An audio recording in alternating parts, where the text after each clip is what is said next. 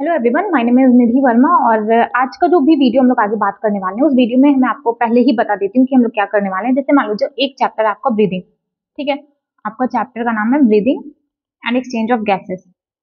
तो इस चैप्टर से पिछले 2013 से लेकर के 2024 तक जितने भी क्वेश्चंस आए हैं, ठीक है, हम लोग हर एक एनसीईआरटी की बुक लेंगे, ठीक है। और एनसीईआरटी की बुक में आपको भी मेरे साथ एनसीईआरटी की बुक लेना है। एनसीईआरटी की बुक में जहां जहां से भी क्वेश्चंस पूछे गए हैं मैंने आपको वहां पे मैं आपको बताऊंगी कि हाँ ठीक है, ये वाला वो पैराग्राफ है, ये वाली वो लाइन है जहां से सवाल आया है। अब बात यह आएगी कि दीदी ये मेरे लिए कैसे हेल्पफुल होने वाला है। तो देखो, अगर आपको रिवीजन करने में प्रॉब्लम आ रही है तो ये वीडियो आपके लिए बहुत ज्यादा हेल्प करेगा। अगर आपको ये वीडियो पसंद आएगा या फिर आप में से कोई बोलेगा कि हाँ ठीक है आप ऐसे ही आगे कंटिन्यू करो, तो मैं इसको आगे कंटिन्यू करूंगी। मतलब एक एक चैप्टर लेंगे हम लोग हर एक वीडियो में, और हर एक एक चैप्टर से पुराने पिछले 10 साल में, ठीक है, जितने भी क्वेश्चंस आए हैं या फिर जो क्वेश्चंस की पॉसिबिलिटी बनती है या फिर स्टेटमेंट बेस्ड क्वेश्चन जहां जहां से पूछे जा सकते हैं, मैं आपको हर एक पॉइंट बताऊंगी कि हाँ ठीक है ये वाली लाइन है, इसको कर लो। और जिसको एनसीईआरटी रीड करने में प्रॉब्लम आती है वो भी ये वीडियो देख सकता है, उसको भी यहाँ से समझ में आ जाएगा। क्योंकि देखो, अगर आप बायो में सोच रहे हो कि आप बिना एनसीईआरटी के आप सेलेक्ट हो जाओगे तो ये भी मतलब 99% तो ये भी आपको इम्पॉसिबल है कि बिना एनसीईआरटी पढ़े आपको सिलेक्शन नहीं होने वाला है। तो अगर आप पहली बार पढ़ रहे हो या आपको रिवीजन करना है तो ये वीडियो आप दोनों के लिए हेल्पफुल होने वाली है। आप देखो, आप एंड तक रहो, आपको खुद समझ में आ जाएगा, ठीक है। अगर बस बाकी बातें हम लोग बाद में करेंगे। तो देखो क्या है कि हम लोग चैप्टर लिए हैं breathing and exchange of gases. ध्यान से देखिएगा, हर एक चीजें ध्यान से देखिएगा, ठीक है। एक और बात, पूरा हम लोग डिटेल में नहीं पढ़ने वाले हैं, तो बाद में कोई ये मत कहिएगा कि आपने क्या किया। मेरा मेन फोकस ये है कि पिछले 2013 से लेकर के 2024 तक जितने भी सवाल आए हैं अभी तक इस चैप्टर से हम लोग पूरा चेक करेंगे कि कौन से पैराग्राफ से सवाल बना, ठीक है, या फिर स्टेटमेंट बेस्ड क्वेश्चन। क्योंकि क्या होता है कि मुझे समझ में आता है कि आप एनसीईआरटी पढ़ रहे होते हो बट आपको इंटरेस्ट नहीं आता। इस तरीके से जब आप मेरे साथ एनसीईआरटी पढ़ोगे या फिर अब ये वीडियो खत्म होने के बाद एक बार आप अपनी एनसीईआरटी रीड करोगे तो आपको समझ में आएगा कि अरे यार ये वाली लाइन थी, इस पे तो ज्यादा फोकस करने की जरूरत है क्योंकि यहाँ से क्वेश्चन आ चुका है। अगर क्वेश्चन आ चुका है तो मतलब आगे आने की पॉसिबिलिटी है, ठीक है। आई होप आपको समझ में आया होगा। तो देखो, ये वाला जो है यहां से नहीं आया है तो इसको इतना ध्यान देने की जरूरत नहीं है, बट एक बार अगर आप रीडिंग कर लोगे तो इट्स ओके। जो रेस्पिरेटरी ऑर्गन है, नेक्स्ट पैराग्राफ, इसमें आपको कहां पे ध्यान देना है कि जो मैकेनिज्म होता है एनिमल का, कि जैसे मेरे में ब्रीदिंग का मैकेनिज्म कुछ और है, फ्रॉग में कुछ और है, फिशेज में कुछ और है। सबके पास तो ऐसा नहीं है ना कि लंग्स है फिर लोग रेस्पायर करें, सेम रेस्पिरेटरी सिस्टम है, ऐसा नहीं चल रहा है। हर एक एनिमल में अलग अलग रेस्पिरेटरी सिस्टम है। तो क्यों हुआ, क्यों सबके अंदर अलग अलग रेस्पिरेटरी सिस्टम बना? तो वो ये है कि जैसा जिसका हैबिटेट वैसे उसका रेस्पिरेटरी सिस्टम, जैसा जिसका लेवल ऑफ ऑर्गेनाइजेशन। जैसे कुछ एनिमल्स थे, जब आप एनिमल किंगडम पढ़ते हैं तो उसमें देखते हैं कि पोलीफेरा है, कुछ में सेलुलर लेवल ऑर्गेनाइजेशन है, ठीक है। फिर सीलेंट्रेट्स आएंगे, कुछ में आप टिश्यू लेवल देखते हैं, कुछ में ऑर्गन लेवल देखते हैं, कुछ में ऑर्गन सिस्टम लेवल देखते हैं। तो जिस टाइप का लेवल ऑफ ऑर्गेनाइजेशन, जिस टाइप का हैबिटेट, उस टाइप का उसका रेस्पिरेशन, ठीक है। तो ये वाली लाइन पे ध्यान दीजिएगा कि जो मैकेनिज्म है ब्रीदिंग की वो अलग अलग एनिमल्स में क्यों अलग अलग है, उसका रीजन है, डिपेंड करता है हैबिटेट और लेवल ऑफ ऑर्गेनाइजेशन पे। इसके बाद जो इस पैराग्राफ में लिखा गया है कि अलग अलग एनिमल्स का कौन कौन सा रेस्पिरेटरी तरीका होता है रेस्पिरेशन का, वो मैंने आपको यहाँ पे करके बताया है। तो यहाँ से एक बार आप रीड कर, इसको आप अच्छे से रीड कर लीजिएगा ये वाला पैराग्राफ, क्योंकि मैच द फॉलोइंग में आपका ये क्वेश्चन बन सकता है। और कई बार ऐसा करेगा कि आपके एनिमल किंगडम वाले चैप्टर में थोड़ा सा कुछ मिक्स करके यहाँ से सवाल उठा सकता है, इसलिए इसको याद कर लीजिएगा कि स्पंजेस सीलेंट्रेट प्लेटवर्म में बॉडी सर्फेस से होता है, डिफ्यूजन से। अर्थवर्म में मॉइस्ट क्यूटिकल, आप सबको पता है उसकी स्किन चिकनी होती है, तो थोड़ा बहुत अपना दिमाग लिंक करना स्टार्ट करो। इंसेक्ट में ट्रैकियल ट्यूब होता है। एक्वेटिक ऑर्थ्रोपोड मोलस्क फिशेस में गिल्स होता है। ब्रोंकियल रेस्पिरेशन जिसको कहते हैं amphibian, reptiles, birds and mammals में लंग्स से होता है। मेरे साथ एनसीईआरटी खोल के बैठिए, तभी आपको काम करने वाला है, ठीक है। एनसीईआरटी लेके बैठिए। तो देखो, अभी तक हम लोगों ने क्या क्या देख लिया कि एक लाइन इस पे ध्यान दीजिएगा कि किस पे डिपेंड करता है, habitat and level of organization. साथ ही साथ इस पैराग्राफ में देख लीजिएगा कि कौन सा एनिमल के अंदर किस तरीके का रेस्पिरेशन है, किससे रेस्पिरेशन कर रहा है वो, ठीक है। ये देख लिया। इसके बाद आता है आपका ह्यूमन रेस्पिरेटरी सिस्टम। इस पूरे पैराग्राफ में जो सारी चीजें लिखी गई हैं तो उसको आपको क्या करना है, इस तरीके से लिख लीजिए।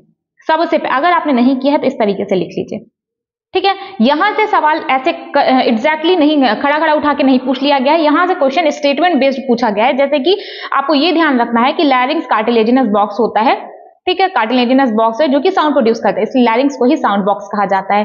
ट्रैकिया कहां पे डिवाइड हुई है, ट्रैकिया कहां पे लेफ्ट एंड राइट में डिवाइड हुई है, मिड थोरेसिक कैविटी पे, फिफ्थ थोरेसिक वर्टिब्रा पे, फिफ्थ थोरेसिक वर्टिब्रा, ये नंबर ध्यान रखिएगा कि फिफ्थ नंबर है, ठीक है, लेफ्ट एंड राइट साइड में डिवाइड हो जाती है। ओके, ये था आपका स्टेटमेंट बेस्ड क्वेश्चन में यहां से पूछा जाता है। नेक्स्ट, ये वाला जो डायग्राम है, यहां से 2013 में सवाल पूछ लिया गया है और सवाल क्या पूछा था कि 2 या 3 के, अभी मुझे एग्जैक्ट नहीं ध्यान है, ठीक है, यहाँ पे लेबलिंग हटा दिया गया, यहाँ पे ए, बी और सी रख दिया गया और इस ए, बी और सी के बाद अब आपको ये बताना था कि किसका फंक्शन क्या है। ये था 2013 का क्वेश्चन, स्टेटमेंट बेस्ड क्वेश्चन था, ये था 2013 का क्वेश्चन। नेक्स्ट, एक बात और ध्यान रखिएगा कि नॉस्ट्रिल से लेकर के टर्मिनल ब्रोंकियोल तक आपका होता है कंडक्टिंग पार्ट होता है और एल्वियोलाई और उसकी जो डक्ट्स होती हैं ये मिलाकर के आपका बनाती है रेस्पिरेटरी पार्ट। यहां से आपका नेक्स्ट क्वेश्चन आया था 2022 में, फंक्शन पूछा था कंडक्टिंग पार्ट का। 4 उन्होंने स्टेटमेंट लिखे थे, उसमें से आपको इनकरेक्ट वाला बताना था। कौन कौन सा था? एक, अब कंडक्टिंग पार्ट के फंक्शन कौन कौन से वो देख लीजिए। कंडक्टिंग पार्ट ट्रांसपोर्ट करता है एटमॉस्फेरिक एयर का एल्वियोलाई में और क्लियर करता है फॉरेन पार्टिकल से। एक तो उसका फंक्शन ही है। ह्यूमिडिफाई करता है, also bring the air to body temperature, ठीक है, बॉडी टेम्परेचर पे एयर का टेम्परेचर लेकर के आता है। ये है कंडक्टिंग पार्ट का फंक्शन। तो ध्यान रखिएगा, देखो मैं आपको पढ़ा नहीं रही हूँ बेसिकली, यहाँ पे मैं आपको सिर्फ वो इंपॉर्टेंट चीजें बता रही हूँ कि जहां से क्वेश्चन पूछा जा चुका है या फिर जहां जहां पे पूछे जाने की पॉसिबिलिटी है, तो आप ध्यान दीजिएगा। तो कंडक्टिंग पार्ट से आपका एक बार सवाल आया है 2022 में। साथ ही साथ आप ध्यान, अगर कंडक्टिंग पार्ट ध्यान ही दे रहे हो तो एक्सचेंज पार्ट पे भी ध्यान दो। एक्सचेंज पार्ट क्या था कि एल्वियोलाई और उसकी जो डक्ट्स थी उसको मिला के एक्सचेंज ऑफ पार्ट, उसी को बोला जाता है। एक्सचेंज पार्ट क्या करता है? यही एक्चुअल डिफ्यूजन का साइट होता है जहां पे O2 and CO2 actually diffuse होती है। O2 अंदर जाता है, CO2 बाहर जाता है। उसके बाद इस पैराग्राफ से स्टेटमेंट बेस्ड क्वेश्चन आया है। आपको क्या करना है, पूरा पैराग्राफ रीड करने की जरूरत नहीं है, सिर्फ इसको बगल में लिख लो, काम चल जाएगा आपका। यही चीज इसमें यहाँ पे लिखी गई है, ठीक है। क्या कि जो आपका लंग्स है सिचुएटेड होता है थोरेसिक चैम्बर में, which is anatomically air tight chamber. Thoracic chamber is normally formed, किससे मिलकर बना होता है thoracic chamber? Dorsally vertebral column, ventrally sternum, lateral side में रिब्स होता है और डायफ्राम होता है, इसी के बीच में आपके लंग्स प्रेजेंट होते हैं। फिर 2023 में यहां से क्वेश्चन आया और क्वेश्चन क्या था? करेक्ट सीक्वेंस आपको बताना था। तो आपको ये बात पता होनी चाहिए कि सबसे पहले क्या होता है, ब्रीदिंग होती है, पल्मोनरी वेंटिलेशन होता है, मतलब कि एटमॉस्फेरिक एयर अंदर आएगी और CO2 बाहर जाएगी, ठीक है। ये होता है पहला स्टेप। दूसरा क्या होता है कि O2 और CO2 क्रॉस करते हैं एल्वियोलर मेम्ब्रेन को। तीसरा क्या होता है कि ट्रांसपोर्ट होता है गैसेस का। चौथा होगा डिफ्यूजन होगा O2 और CO2 का ब्लड एंड टिश्यू के बीच में, ठीक है। और पांचवा होगा, लास्ट है, यूटिलाइजेशन हो जाता है ऑक्सीजन का और CO2 रिलीज हो जाती है। तो आपको ये करेक्ट सीक्वेंस याद रखना होगा। नेक्स्ट, यहां से 2019 में भी आया है, 2020 में भी आया है कि कौन कौन सी मसल्स होती हैं जो सपोर्ट करती हैं, और इसको आप ध्यान रखिएगा। एक तो ये ध्यान रखिए और दूसरा ये पूरा पैराग्राफ आपको ध्यान रखना है बहुत अच्छे तरीके से। और इसमें आपको क्या करना है, इसको क्यों आपको ध्यान रखना है, क्योंकि यहां से आपके स्टेटमेंट बेस्ड क्वेश्चन बनेंगे, ठीक है। यहां से आपका स्टेटमेंट बेस्ड क्वेश्चन बनेगा। फिर रेस्पिरेटरी वॉल्यूम एंड कैपेसिटी, इसको भी याद रखना है। और अगर आपको इसको याद रखने की कोई ट्रिक चाहिए तो मैं आपको एक वीडियो का लिंक दे दूंगी, ठीक है, मेरे ही चैनल पे रेस्पिरेटरी वॉल्यूम का है, मैंने डाल रखा है। बहुत इजी तरीके से आपको याद हो जाएगा, ठीक है, बहुत इजी तरीके से याद हो जाएगा। इसको याद रखिएगा क्योंकि इस वाले यहां से तो मुझे लगता है पेपर ही नहीं बनता अगर यहां से सवाल ना पूछा जाए। आपका मैच द फॉलोइंग आता है, ठीक है, मैच द फॉलोइंग आता है, फिर पूछ लेगा डेफिनेशन, डायरेक्ट वो डेफिनेशन पूछ लेता है कि इंस्पायरेटरी रिजर्व वॉल्यूम का क्या डेफिनेशन है। तो आपको बोलना पड़ेगा कि additional volume of air a person can inspire after forcible inspiration. तो आपको पूरी डेफिनेशन भी पूछ लेगा, साथ ही साथ आपको इसका वैल्यू पूछ लेगा। तो आपको याद टाइडल वॉल्यूम 500 है, ठीक है, IRV 2500 है। आपको ये सारी चीजें याद होनी चाहिए। देखो कितनी बार पूछा गया, 2024 में आया है, 2023 में, 22 में, 20 में, 19 में, 18 में, 17 में, 16 में, लगातार पूछा जा रहा है। तो इसको याद रखिएगा। इससे इस वाले से स्टेटमेंट बेस्ड क्वेश्चन आ सकता है, इसलिए इसको ध्यान रखिएगा। नेक्स्ट अगर बात करिए एक्सचेंज ऑफ गैसेस में, तो यहां से एक बार डायरेक्ट क्वेश्चन आया है और कई बार आया है मैच द फॉलोइंग में या स्टेटमेंट बेस्ड में कि एल्वियोलाई में, ठीक है, O2 का पार्शियल प्रेशर क्या था, ठीक है, डीऑक्सीजनेटेड ब्लड में CO2 का क्या था, इसको याद रखिएगा, ठीक है, इसको याद रखिएगा। नेक्स्ट आता है कि ये वाला जो डायग्राम है, ये डायग्राम आपका आया है लेबलिंग करने को 2011 में, समझ रहे हो, 2011 में, ठीक है। जो आपको और याद रखना है वो आपको एक दो स्टेटमेंट हो जिसमें आपको ये ध्यान रखना है कि जो CO2 होता है, CO2 की सॉल्युबिलिटी 20 से 25% O2 से ज्यादा होता है। एक तो आपको ये लाइन ध्यान रखनी, ये लाइन मत भूलिएगा। दूसरी लाइन कौन सी है कि ये जो मेम्ब्रेन है ना, ये तीनों, इन तीनों का नाम याद रखिएगा कि कौन, स्क्वैमस एपिथेलियम, बेसमेंट सबस्टेंस और एंडोथेलियम, तो इसका भी नाम याद रखिएगा। बाकी ये डायग्राम तो याद रखिएगा। यहाँ से तो डायरेक्टली लेबलिंग का क्वेश्चन आया है, अदरवाइज अगर वो सिर्फ डिफ्यूजन मेम्ब्रेन पूछता है कि कौन सी 3 लेयर से मिलकर बनी है, तो आपको ये तीनों नाम भी याद रखना होगा। ठीक है। नेक्स्ट आता है transport of gases. Transport of gases में सिंपल आपको ये इतना याद रखना है, साइड में एनसीईआरटी में चार्ट बना लो, ये इतना याद कर लो। साथ ही साथ देखो 2014-2011 में डायरेक्ट सवाल पूछा गया है, स्टेटमेंट बेस्ड हर साल आता है, ठीक है, और अदरवाइज ऑल्टरनेट डेज पे आ जाएगा। ठीक है, क्या है, O2 का 97% होता है आरबीसी से, 3% होता है प्लाज्मा से, CO2 का 70% होता है बाइकार्बोनेट से, 7% होता है प्लाज्मा से और 20 to 25% होता है आरबीसी से। ठीक है, सिंपल।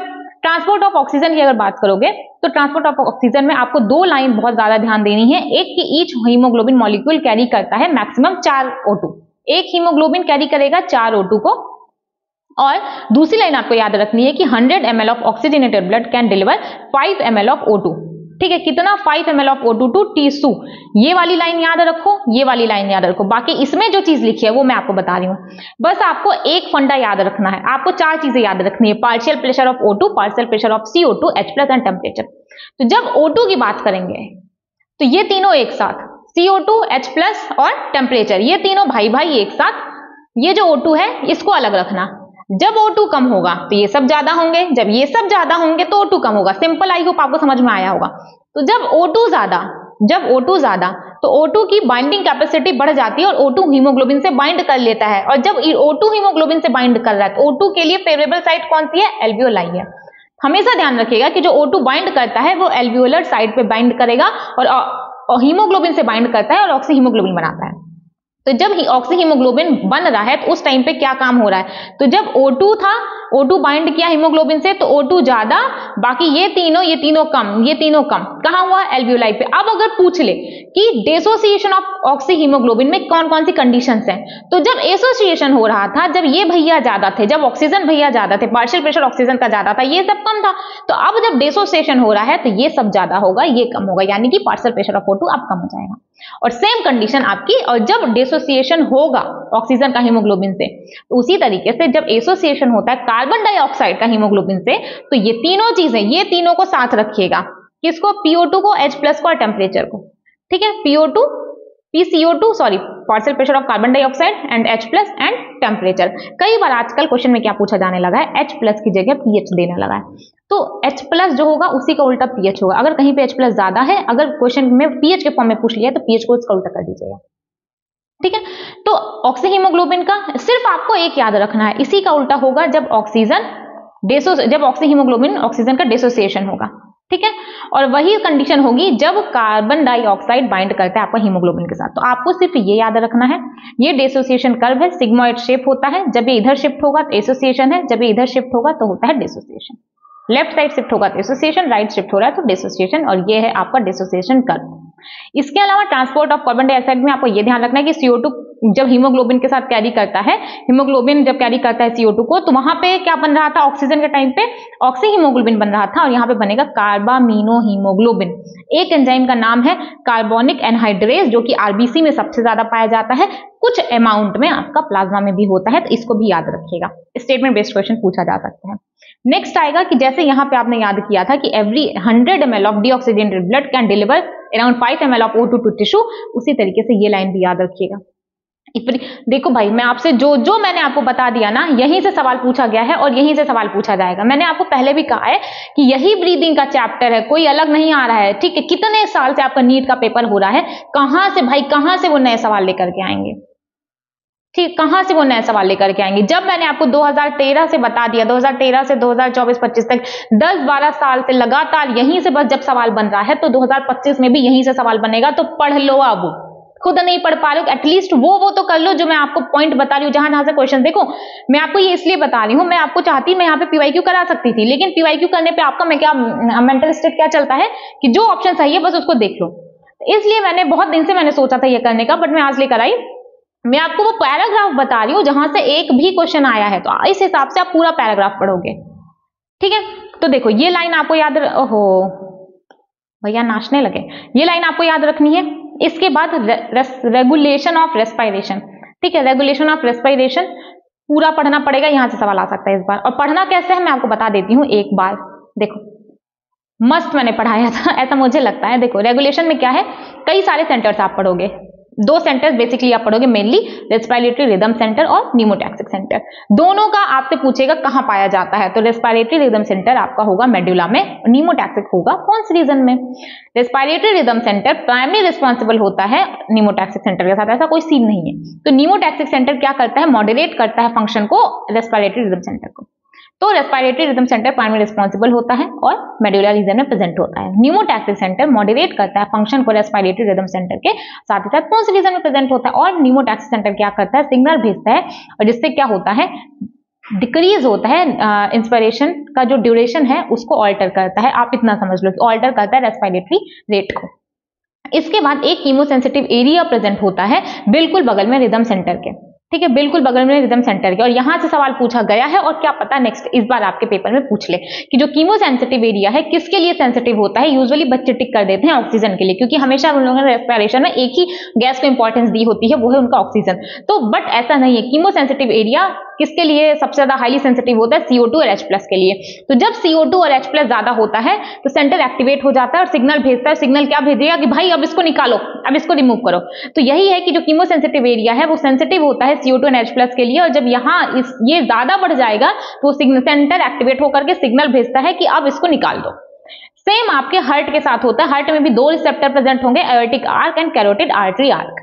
ये दोनों भी क्या है, CO2 एंड H+ के लिए सेंसिटिव होते हैं। यहां जब इसकी कंसेंट्रेशन ज्यादा होगी तो सिग्नल रिदम सेंटर के पास भेजेगा, और क्या करने के लिए कि to reduce CO2 and H+। ठीक है, इसको एक दो बार आप पढ़ रिवाइज कर लोगे, आपका यहां से सवाल गलत होने वाला नहीं है ना। नेक्स्ट देख लो, तो ये मैंने आपको बता दिया कहां से आया है। अब आता है इंपॉर्टेंट। मैंने मतलब जब मैं देख रही थी तो मुझे पता था कि यहां से कई बार सवाल आया है, बट इतनी बार आया है ये बात मुझे नहीं पता थी कि देखो डिसऑर्डर वाले में सिर्फ एक एक लाइन है कि अस्थमा किससे हो रहा है, इन्फ्लेमेशन से, ब्रोंकी एंड ब्रोंक्यूल्स के, एम्फाइसीमा सिगरेट स्मोकिंग से होता है, एल्वियोलर वॉल डैमेज हो जाती है और रेस्पिरेटरी सरफेस डिक्रीज हो जाता है। सिर्फ 3 लाइन याद रखनी है आपको एम्फाइसीमा में। कौन कौन सी, मेरे साथ बोलो, क्रॉनिक डिसऑर्डर होता है, एल्वियोलर वॉल डैमेज हो जाती है। ठीक, क्रॉनिक डिसऑर्डर है और एल्वियोलर वॉल डैमेज हो जाती है। रेस्पिरेटरी सरफेस डिक्रीज हो जाएगा एल्वियोलर वॉल डैमेज होने की वजह से, और सिगरेट स्मोकिंग की वजह से होता है। अस्थमा में सिर्फ एक लाइन है, inflammation of bronchi and bronchioles की वजह से होता है।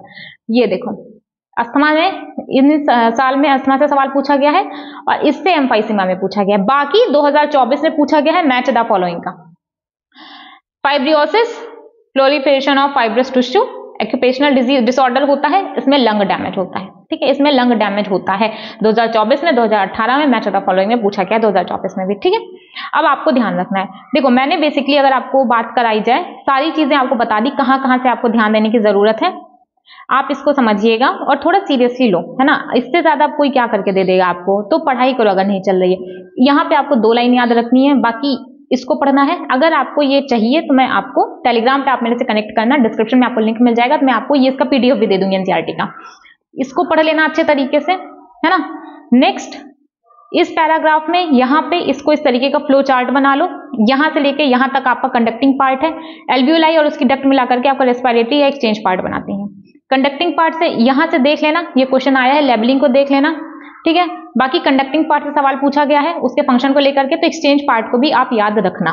बाकी लंग्स का क्या है, इसका एक बात और याद रखिएगा लंग्स में कि हाँ, we can not directly alter the pulmonary volume. ठीक, थोरेसिक चैम्बर के वॉल्यूम को बढ़ाएंगे या घटाएंगे, इस तरीके से उसी के बीच में, उसी के अंदर आपका लंग्स प्रेजेंट होता है, केज की तरह जैसे होता है। ठीक है, पिंजड़ा है उसके अंदर चिड़िया है, आप ऐसे समझ लिए, तो उसी तरीके से थोरेसिक केज के अंदर आपका लंग्स प्रेजेंट है। तो हम डायरेक्टली लंग्स के वॉल्यूम को बढ़ा या घटा नहीं सकते हैं, थोरेसिक वॉल्यूम के उसको हम लोग ऑल्टर करेंगे तो वहां से डायरेक्टली आपका लंग्स का वॉल्यूम बढ़ या घट जाता है। तो डायरेक्टली अगर पूछा जाए तो डायरेक्टली नहीं कर सकते, we can not directly alter the pulmonary volume, ये होता है। नेक्स्ट आपको यहाँ पे मैंने बता दिया, इसको पढ़ लीजिएगा। 2023 में यहाँ से क्वेश्चन पूछा गया है, आपको सीक्वेंस बताना था। ठीक है, सीक्वेंस बताना था। ब्रीदिंग आप इसको पढ़ लीजिएगा अच्छे तरीके से, स्टेटमेंट बेस्ड क्वेश्चन आ सकता है। बाकी ये तो इससे ज्यादा इंपॉर्टेंट तो कुछ नहीं है, एक इससे और दूसरा डिसऑर्डर वाला, इसको पूरा पढ़ लीजिएगा, देख लीजिए कहाँ से सवाल पूछा गया। और मैंने आपको फिर से बोला कि अगर आपको इसमें दिक्कत आ रही है याद करने में विद डेफिनेशन, तो मैंने एक वीडियो में आपको उसको लिंक में अटैच कर दूंगी, वो आप वीडियो जाके देखिएगा, आपको हेल्प मिलेगी। एक्सचेंज ऑफ गैसेस में आपको यहां से इसको चार्ट को याद रखिएगा, 2021 में पूछा गया है, बाकी मैच द फॉलोइंग होता है। उसके बाद ये डायग्राम आपको याद रखना है, CO2 का 20 से 25% हायर होती है इसकी सॉल्युबिलिटी, ये ध्यान रखिएगा, इसको पढ़ना है। इस ग्राफ की मैंने आपको चीजें यहीं पे बता दी हैं, कब कार्बामिनो हीमोग्लोबिन बनता है, कब ऑक्सी हीमोग्लोबिन बनता है, कब डिसोसिएशन हो रहा है CO2 का, कब एसोसिएशन हो रहा है, मैंने सारी चीजें आपको बता दी हैं। ठीक है, इसके बाद ये मैंने आपको डिटेल में बता दिया है कि 2 सेंटर्स हैं, respiratory rhythm centre, pneumotaxic centre. Respiratory से रिदम सेंटर प्राइमरी रिस्पॉन्सिबल होता है, मेडुलर रीजन में प्रेजेंट होता है। नीमोटैक्सिक सेंटर, मैंने ये सारी चीजें आपको बता दी हैं। ठीक है, कीमोसेंसिटिव एरिया होता है, CO2 एंड H+ के लिए हाईली सेंसिटिव होता है, ये सब आपको ध्यान रखना होगा। बाकी डिसऑर्डर में अस्थमा इंपॉर्टेंट है, एम्फाइसीमा कितना ज्यादा है, एक लाइन याद रखनी है। अस्थमा में इन्फ्लेमेशन होता है ब्रोंकी एंड ब्रोंक्यूल्स का, एम्फाइसीमा में सिगरेट स्मोकिंग की वजह से हो रहा है, रेस्पिरेटरी सरफेस डिक्रीज कर जा रहा है, एल्वियोलर वॉल डैमेज हो जा रही है। नेक्स्ट आएगा ऑक्यूपेशनल रेस्पिरेटरी डिसऑर्डर में एक डिजीज दी गई है, कौन सा डिसऑर्डर है, फाइब्रोसिस। कैसे हो रहा है, प्रोलिफरेशन हो रहा है फाइब्रस टिश्यू का और लंग डैमेज हो रहा है। ठीक, आई होप आपको ये सारी बातें समझ में आ गई होंगी, और अगर आपको एनसीईआरटी का PDF चाहिए तो आप मुझे बता दीजिएगा टेलीग्राम पर लिंक आपको डिस्क्रिप्शन में मिल जाएगा, आप मुझे वहां पे बता दीजिएगा, तो मैं आपको इसका PDF मैं आपको वहां पे दे दूंगी। ठीक है, इसका PDF आपको वहां पे मिल जाएगा एनसीईआरटी का। तो अगर आपको नेक्स्ट चैप्टर भी चाहिए या फिर पूरा इस तरीके से चाहिए पूरी एनसीईआरटी का 11th एंड 12th, तो आप कमेंट में बताइएगा, तो मैं आगे पूरा बनाऊंगी। कई बार मैं ऐसा भी कर सकती हूँ कि एक ही दिन के अंदर पूरा 2-2 चैप्टर में दे दिया करूंगी, ताकि आपको पढ़ने में ईजी हो जाए, है ना। एक बार देखो, एक बार मैंने आपको बता दिया, अब एक बार आप खुद से रीड करके देखिए, शायद आपको थोड़ा बहुत हेल्प मिले। ठीक है, चलो बाकी अच्छे से पढ़ाई करते रहिए। कोई भी डाउट आएगा तो आप मेरे को टेलीग्राम पर मैसेज कर दीजिए, या अदरवाइज कमेंट में बता दीजिए। बाकी अगर आपको वीडियो हेल्पफुल लगे तो प्लीज वीडियो को लाइक कर दीजिएगा। Thank you.